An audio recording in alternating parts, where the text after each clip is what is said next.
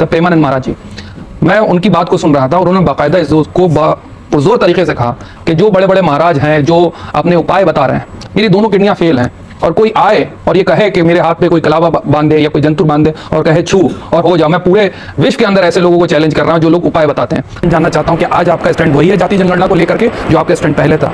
जनगणना की अगर बात करें तो हमारा तो इतना सा निवेदन पूर्व में भी रहा है, हमारी शिव पुराण जो रखाती है वो 4 पाए पर रखाती है। 4 पाए से मतलब है हमारे लिए ब्राह्मण, क्षत्रिय, वैश्य और शूद्र। जब तक के चारों पाए मजबूत नहीं होंगे तब तक हम शिव पुराण को चौकी पर भी नहीं रख सकते, क्योंकि 3 पाए पे से। जय श्री राम मित्रों, देखिए क्या हुआ जब इस डिबेट में प्रदीप मिश्रा को ये कह करके घेर लिया गया कि प्रेमानंद जी महाराज आपसे तो लाख गुना अच्छे हैं, क्योंकि वो कभी भी किसी धर्म को लड़ाने की बात नहीं करते हैं, वो कभी भी किसी टोटके की बात नहीं करते हैं, सिर्फ राधा नाम, भगवान नाम को सबसे बड़ा पूजा और सबसे बड़ा टोटका मानते हैं। और प्रदीप मिश्रा से पूछा गया कि क्या गुरुजी ये बताइए कि आप जो हमेशा ये टोटका बताते रहते हैं, क्या हमारे सनातन धर्म में इन सब टोटकाओं का वर्णन है? क्या शिव पुराण में यही लिखा है कि बिना पढ़े भी पास हो जाओगे यदि शंकर जी को बेलपत्र चढ़ा दोगे? ये कहाँ लिखा है? ये कौन से ग्रंथ में लिखा है? सच में मित्रों, ये जब सारे सवाल प्रदीप मिश्रा से पूछे गए तो उनका रिएक्शन और जवाब आपको सुनने लायक था। अगर आप सच्चे सनातनी हैं तो इस इंटरव्यू को लास्ट तक जरूर देखिएगा। तो आइए हमारे इस इंटरव्यू को लास्ट तक देखते हैं और आपकी इन पर क्या प्रतिक्रिया है हमें कमेंट में जरूर बताइएगा। मैं सुनता हूँ आजकल वो भी बड़ा यूट्यूब के ऊपर उस पर सुनता है प्रेमानंद महाराज जी, मैं उनकी बात को सुन रहा था और उन्होंने बाकायदा इस को पुरजोर तरीके से कहा कि जो बड़े बड़े महाराज हैं जो अपने उपाय बता रहे हैं, मेरी दोनों किडनियां फेल हैं, और कोई आए और ये कहे कि मेरे हाथ पे कोई कलावा बांधे या कोई जंतु बांधे और कहे छू और हो जाओ, मैं पूरे विश्व के अंदर ऐसे लोगों को चैलेंज कर रहा हूं जो लोग उपाय बताते हैं। और उन्होंने सरासर नकार दिया ऐसे उपायों को। अगर मैं देखूं बाकायदा उनकी चीजें, वो प्रेमानंद महाराज जी ने नकार दिया इस चीज को, और वो महाराज जी खुद कहते हैं कि मेरी दोनों किडनियां फेल हैं, और बाकायदा उनकी डायलिसिस चलती और करोड़ों लोग उनको सुनते हैं। लेकिन कभी राजनीति के ऊपर, कभी धर्म के ऊपर या कभी राजनीति शास्त्र के ऊपर मैंने उनकी वाणी से ऐसी कोई टिप्पणी नहीं सुनी जिसमें जो है समाज के अंदर लोग डिवाइड की बात करें, चीजें करें। ठीक है, मैं वही जानना चाह रहा हूं, क्या आप अपनी बात से सहमत हैं? ध्यान से सुनते रहिए, ध्यान से देखिए, ध्यान से बताया जाए वो तो क्लियर कह रहे हैं कि ऐसे उपाय कोई एक ही डॉक्टर है, दिल्ली का एक स्पेशलिस्ट डॉक्टर के पास जाइए, हो सकता है आपको उसकी दवाई लग जाए और हो सकता है मुझे नहीं लगे। ऐसे नहीं हो सकता, कैसे नहीं हो सकता? ये तो गलत बात। अरे डायग्नोसिस अलग हो सकता है। देखिए यही तो भ्रम फैलाना होता है। ना ना ना आप आगे क्या शिव पुराण की बात करिए, बहुत अच्छी है, आपकी बातें बहुत अच्छी है। एक ही डॉक्टर, आप प्रेमानंद महाराज जी को उपाय नहीं पता है? नहीं, उपाय वाला विषय नहीं है, आप करो तो आप। अरे तो मतलब उनको ज्ञान नहीं है इस बात का जी, इस बात को उनको ज्ञान नहीं है, प्रेमानंद महाराज जी को ज्ञान नहीं है या कोई ऐसी बात? मैं उठाती हूँ, आप सभी लोग आपका क्वेश्चन में समझ गई। आपकी तो मुलाकात भी हुई है प्रेमानंद महाराज जी से? नहीं, मेरी मुलाकात नहीं हुई। आप वृंदावन गए थे? मैं वृंदावन गोवर्धन नाथ जी के दर्शन करने, परिक्रमा करने, यमुना पान करने के लिए जाता हूँ। अच्छा, विश्व में सभी इस बात को लेकर अचंभित हैं कि भाई वो डायलिसिस पे रहते हैं, उनकी जो फिजिकल कंडीशन है उसके बाद भी आज वो चल रहे हैं और कोई मेडिकेशन उनके पास नहीं है, सिर्फ अध्यात्म मार्ग है। तो ऐसे कैसे चमत्कार होते हैं? क्यों नहीं हो सकता? इसमें दिक्कत क्या है? आपकी भक्ति का बल जब जब बढ़ता है तो परमात्मा आपको संभालता है। कहते हैं कि वो विश्वास वाला एक क्रम हम लोग कथाओं में वर्णन करते हैं कि एक व्यक्ति, एक संत ने कहा कि जब कोई गिरता है तो उसको शिव संभालता है, भगवान संभालते हैं। एक व्यक्ति ने विचार करा कि जब इतनी बड़ी बात करे तो मैं गिर के ही देख लूं, तो वो कुएं के अंदर गिरने चले गया। पर उसके मन में आया मैं गिर तो जाऊंगा, और अब भगवान संभालने नहीं आया तो उसने पांव में रस्सी बांध ली, रस्सी बांधकर घाट पे बांध ली और कुएं में लटक गया। अब उसके मन में जब विश्वास था कि वो तू गिरेगा तो भगवान संभालेगा, पर उसका अविश्वास हो गया, उसने पांव बांधा और कुएं में लटक गया। दूसरा व्यक्ति वहां से निकल रहा था, उसको आवाज आई कि कोई पड़ा हुआ है, उसने रस्सी को खींचना प्रारंभ करा।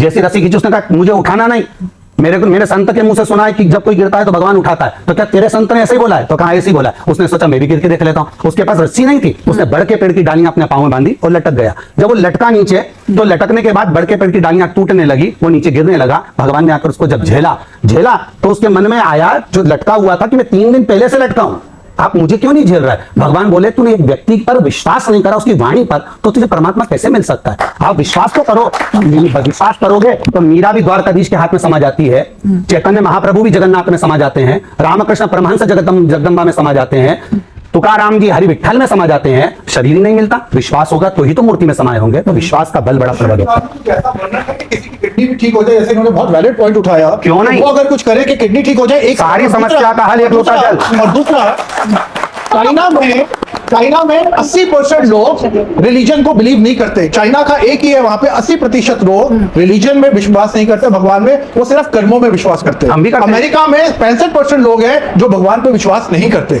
अब सवाल ये है, ये जो देश है जो भगवान पे विश्वास नहीं करते, ये आगे क्यों निकल रहे हैं? और मैं आपको एक और चीज बता दूं, ठीक है। फिर आप प्लीज बताइएगा। यूरोप में जो कंट्रीज हैं जो भगवान पे विश्वास करती हैं वो सबसे पीछे हैं, और जो विश्वास नहीं करती वो आगे है। ये इसके पीछे आपके हिसाब से क्या कारण होगा? क्या इसको और ये मैं अध्यात्म फैक्ट से बता रहा जोड़ना हूं। सही होगा कि वो विकसित क्यों है और हम विकासशील ये क्यों आपकी हैं? सोच हो सकती है कि मेरी जो सोच कंट्री नहीं है। भगवान को मान रही है वो जवाब- पीछे जा जवाब रही सुनिए, उसके है, बाद ये आपकी yes सोच है करो। कि जो कंट्री भगवान को मान रही है वो पीछे हट रही है, आपकी सोच हो सकती है। पर हमारी सोच में तो ये है कि आज भी एक लोटा जल सारी समस्या का हल है और वो होता ही रहेगा। चलिए, एक आखिरी सवाल ऑडियंस से, उसके बाद हम रैपिड फायर राउंड की शुरुआत करेंगे। बोलिए। गुरुदेव आपके चरणों में कोटि कोटि नमन। मैं पूछना चाहती हूँ कि है ना, जो हम आरओ का जल लेके जाते हैं शिव जी पे, तो आरओ का ले जाना चाहिए या टंकी से जो नल आता है उसका ले जाना चाहिए? ऐसा भी जलो बस भाव से लेकर जाइए उसको।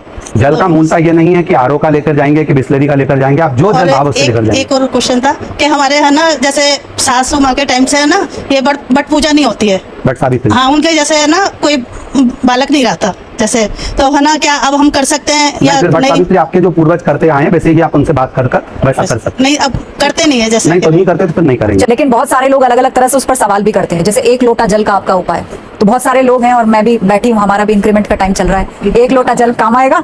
क्यों नहीं काम आएगा? आपने भी कभी जिंदगी में एक लोटा जल चढ़ाया होगा, इसीलिए आज हमारे साथ में बैठे हो। आपका स्टैंड जानना चाहता हूं कि आज आपका स्टैंड वही है जाति जनगणना को लेकर के जो आपका स्टैंड पहले था? दूसरी सबसे बड़ी बात, आप शस्त्र रखने की बात कर रहे हैं, क्या देश के अंदर आपको पता है अनएम्प्लॉयमेंट कितना है? उसको लेकर के कोई मौजूदा या संजीदगी के तौर पे आप कुछ बात रखते हैं? आप तो बिल्कुल एक खुले तौर पर, मुझे कुछ बातें जिसमें अच्छी थी मैं आपकी उसमें तारीफ भी करता हूं, लेकिन जिस तरीके से आप शस्त्र रखने की बात करते हैं, क्या आज के युवा शस्त्र रख करके बाहर पढ़ने जा सकते हैं? क्या आप शस्त्र रख करके एरोप्लेन के अंदर ट्रैवल कर सकते हैं? आप अगर इस तरीके की राजनीतिक तौर पे आप कथा करते हैं, आप करिए, आपको मुबारक हो, लोग सुनते हैं, करोड़ों फॉलोअर्स हैं, लेकिन यहाँ राजनीति की बात आती है, आप ममता बनर्जी के ऊपर कह रहे हैं, लेकिन वही ममता बनर्जी जब चंडी पाठ करती हैं तो उनको जो है दूसरे नजर से देखा जाता है। ये कि वर्तमान सरकार के लिए हम लोग बोल रहे हैं, अगर पुरानी सरकार भी होती और वो सनातन के लिए काम करती तो हम उनके लिए भी बोलते, हम उनके लिए पीछे नहीं आते। जो सनातन के लिए कार्य करेगा, जो सनातन धर्म के लिए अग्रणता रखेगा, हम सबके लिए हैं। हम ममता बनर्जी अगर चंडी पाठ कर रही है तो उनके लिए मना नहीं कर रहा है। अगर चंडी पाठ करती हैं तो फिर देवी के पंडाल क्यों तोड़वा देती है? अगर चंडी पाठ करती हैं तो फिर मंदिर देवालय शिवालय क्यों तोड़वा देती है? चंडी पाठ करती हैं तो फिर सनातन धर्म को आगे क्यों नहीं बढ़ाती है? तो हम किसी को मना नहीं कर रहे, आप अपना कार्य करिए, मना वाली बात नहीं है। और मूलतः जो सनातन के लिए आगे बढ़ेगा तो पूरा भारत का एक एक संत, साधु, ब्राह्मण, तपस्वी और एक एक सनातनी उसके साथ कदम से कदम मिलाकर ये निश्चित है। अब उसमें जातीय जनगणना की अगर आप बात करें तो हमारा तो इतना सा निवेदन पूर्व में भी रहा है, हमारी शिव पुराण जो रखाती है वो 4 पाए पर रखाती है।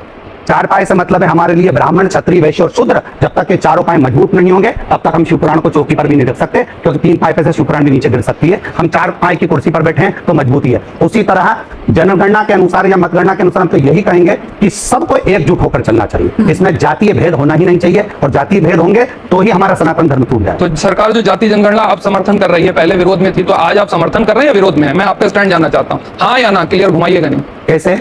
पहले आप बताइए, आपका जो स्टैंड था जाति जनगणना को लेकर के, मौजूदा गवर्नमेंट भी विरोध में थी, अब अचानक से आपने देखा कि पहलगाम के बीच में ठीक है। अनाउंस होता है कि जाति जनगणना जो हम कराने जा रहे हैं, तो आज मैं आपका स्टैंड सिर्फ जानना चाहता हूं कि आप जाति वो जनगणना सरकार के का मुद्दा समर्थन है में या विरोध में? वो मतलब सरकार ने तय कर लिया है कि हम जाति जनगणना करेंगे, तो आज आप तो क्या वो सरकार सही का हो मुद्दा रहा है, है? सरकार जाने, हमें उससे कोई फर्क नहीं पड़ता। हमारा तो एक ही मुद्दा है, सनातन धर्म को मजबूत करना। में अगर कोई केस चल रहा है, चाहे वो नौकरी से जुड़ा हुआ हो, चाहे सर्विस से जुड़ा हुआ हो, चाहे प्रॉपर्टी से जुड़ा हुआ हो, अदालत में अगर कोई केस चल रहा है और बहुत समय से चल रहा है और उसकी कोई सफलता नहीं मिल रही, कोई सफलता नहीं मिल रही, तो शिव पंचायत के मंदिर में जाकर महाराज 5 पुष्प, एक एक पुष्प एक एक देवता देवी को समर्पित कर दो और उनके चरण में मक्खन का लेपन कर दो। काय का लेपन करना है? माखन का लेपन कर दो और 5 देवताओं के सामने चौमुखी 5 दिए लगा, 4 बत्ती के घी के, गाय के घी के, एक एक देवता के सामने एक एक दिया लगाओ पंचायत, और काम ना कर वापिस लौट कर आ जाइए। वो केस विजयता अगर देगा तो आपके पक्ष में ही देगा, हार नहीं सकते। शिव पंचायत का बहुत प्रबल भाव है महाराज, शिव पंचायत की साधारण नहीं होती। अब बताइए, कोर्ट केस सॉल्व हो जाएगा और वो भी अपने पक्ष में आएगा? क्यों नहीं? जब पत्नी पति को मक्खन लगाती है तो पति उसको मोबाइल दिला देता है, तो ये तो कोर्ट केस है, उसमें क्या दिक्कत वाला विषय? उसमें पूजन का विधान जो हमारी शिव महापुराण में, पूजन के विधान में कमलगट्टा हो, चाहे माखन हो, चाहे पुष्प हो, आप किस तरह से चढ़ाना। देखिए डॉक्टर भी अगर दवाई देता है ना, ये शिव पुराण में आपने जो बताया, ये लोगों को लगता है कि महाराज जी ने उपाय बताया, पर ये एक तरीका है भगवान को रिझाने का, किस तरह से दिया सकते हो। डॉक्टर अगर आपको दवाई देता है तो एक साथ लिखकर नहीं दे देगा, कि वो भी बताएगा ये दवाई को पानी से लेना, इस दवाई को सुबह खाली पेट लेना, इस दवाई को शाम को लेना, इस दवाई को दोपहर में लेना, डॉक्टर भी बताएगा। उसी तरह शिव महापुराण ने जनमानस को बताना प्रारंभ करा कि किस तरह से फूल चढ़ाना और कौन सा फूल चढ़ाना है और किस जगह पर चढ़ाना है। तो मित्रों, कैसा लगा आपको हमारा ये इंफॉर्मेटिव और इंटरेस्टिंग कंटेंट? तो और भी ऐसे इंफॉर्मेटिव कंटेंट के लिए आप हमारे वीडियो को लाइक करके चैनल को सब्सक्राइब कर लीजिएगा और कमेंट में अपनी प्रतिक्रिया जरूर बता के जाइएगा कि आपके इस पर क्या राय है। और आपको अगर वीडियो थोड़ा सा भी अच्छा लगा तो इस वीडियो को अपने सभी ग्रुप्स में शेयर जरूर करिएगा, क्योंकि बहुत मेहनत के बाद हम ऐसा वीडियो बनाते हैं। आपके लाइक शेयर सब्सक्राइब से हमको मोटिवेशन मिलेगा और ऐसे ही अपने धर्म के लिए और देशद्रोहियों के लिए वीडियो हमेशा हम बनाते रहेंगे। हम मिलते हैं आपसे अगले वीडियो में। अपना ख्याल रखिएगा, तब तक के लिए जय हिंद।